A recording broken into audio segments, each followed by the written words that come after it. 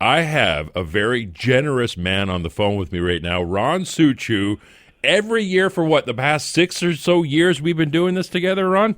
Yeah, 6 or 7 anyhow, for sure. Yeah. Exactly. We've gone through the Police, the Rolling Stones, Stevie Ray Vaughan, and now this year for Christmas, again, we are auctioning off another piece of your work. What's it called again? This one's called The Magic Bus. Okay, now I literally have the piece that we're auctioning off here, and I've had a really good look at this. And we've got Jimi Hendrix, Jack Nicholson, Janis Joplin. Janis Joplin's in there as well. Is that Jerry Garcia that I see? Yeah, and that's Bob Weir beside him. Now, what do all these people, including Jack Nicholson, have in common? Well, actually, what the Magic Bus was all about is to actually just kind of display the earliest happenings in the hippie movement. Back then, that's what it was all about. This basically, a lot of people recognize these people as the 27 Club. A lot of them we lost when they were very, very young. But I got a hold of Zane Kesey, Ken Kesey is the man who wrote One Flew Over the Cuckoo's Nest. He was very involved with Timothy Leary in the earliest stages of, let's call it, hippieism.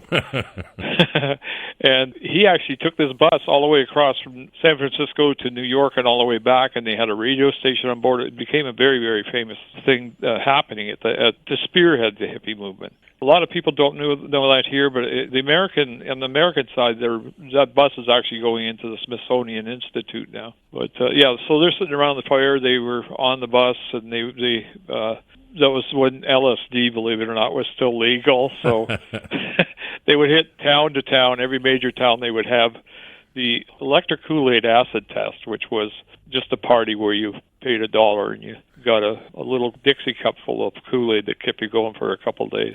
Dare I ask how you know all this? Well, that's actually because Zane, I worked right with Ken Kesey's son, Zane. What it was, I got to know it because it became such an important piece of it. This bus went to Woodstock. Even the song, The Magic Bus, you got to wonder if the song was actually written with this in the back of their mind, because it was something that was new, and certain things were, even dip dye was created on that trip, and psychedelia, like when all of a sudden they had a bunch of paint on board, and Ken said, go ahead, just paint whatever you want on the bus, and this became the first psychedelic piece of artwork, really. Dare I ask, have you ever taken a trip on that Magic Bus? No. It's actually, I saw it. It was just happened to catch a clip on a documentary or something. It was sitting in a forest, rotting away. And at the time when I was working with Zane on it, they were just pulling that out of the forest to have it restored for the Smithsonian. So before you even put paint to canvas, how did you come up with the idea of doing this, though? I usually make a story up around what I'm about to paint. It allows me to become far more creative that way. As you're telling a story, you can always embellish on it, right? So I just came up with this idea that I know certain members in the painting were on the bus, so I started putting 2 and 2 together. They're all on the bus. They're traveling across the United States, and one of my favorite places in the world is the Grand Canyon. So I thought it'd be kind of nice if the bus just pulled over and they had a little sing-along by the campfire. And here you see Janis Joplin teaching Jimi Hendrix on his acoustic guitar, which is not his in the painting, but me and Bobby McGee. So, that story really leads you to a lot of fun. It's a simple scene, but there's a lot of story to it. Now, I've been in your shop many times, and I actually have 2 pieces of yours on my walls at home. Looking at a third here, but I know you, and you I call them Suchuisms. It's like little Easter eggs hidden in your painting. You could stare at one of your pictures, your paintings, for the longest time and not catch all the Suchuisms that you've hidden in there.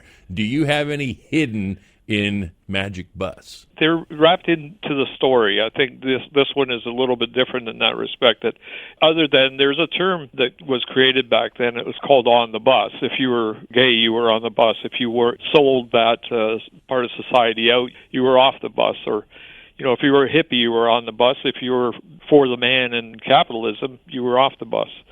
So what I did with this one is all of those people there, I treated like they were on the bus, but they actually got off the bus to have this little campfire. One Flew Over the Cuckoo's Nest came out as a movie. They put Jack Nicholson in. and he's always been, sold out to society as far as I was concerned. So it's a bit of a backwards situation. I like to have almost like a flip side of things, and he's on the bus here, but he's never been on the bus. Right. So and then if you look real closely, you'll see Andy Warhol and off to the one side. It's an amazing painting, and I'm looking at it right now. I wish it was hanging on my walls, but this is going up for auction. It's not just about your work under the glass. Your wife framed it beautifully. Oh, thank you. And if anybody has anything that needs to get framed, whether you do like sports jerseys and paintings and pictures, if it can go into a frame, Ron Suciu and his wife are the people you need to talk to. Yeah. Also, whatever kind of art you're into, whether it's like the rock and roll kind of stuff, or you got a lot of history there, you birds and planes and ships, and I could go on, right? I became known as, I hate to say it, like I've been called a genius in diversity in my field, but I think that's just so far out. But what I did was I can't be stuck in one category. I won't allow myself to be there. So, yeah, you'll see surrealism or realism, every sort of art. The only thing I don't do much of is abstract, but, I just created a new art field called synergy art, which I did. The very first painting I did in that one was on the table that Dan Aykroyd wrote Ghostbusters at. We actually painted a painting on that table. By all means, get into Ron Suciu's shop just to have a look around. But you can also have a peek at some of your stuff, or a lot of your stuff, online at suciu.com. So you know, SUCHIU.com.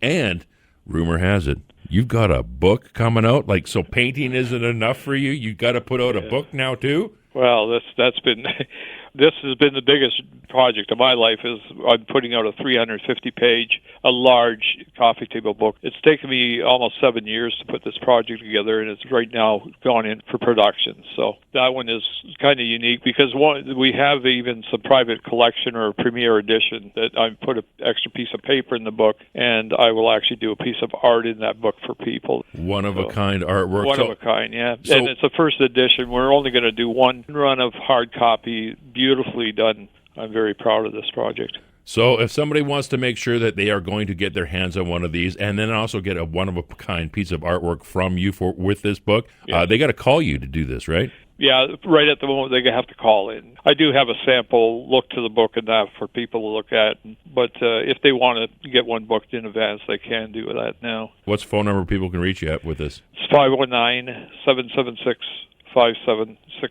And that's suciu.com, SUCHIU.com.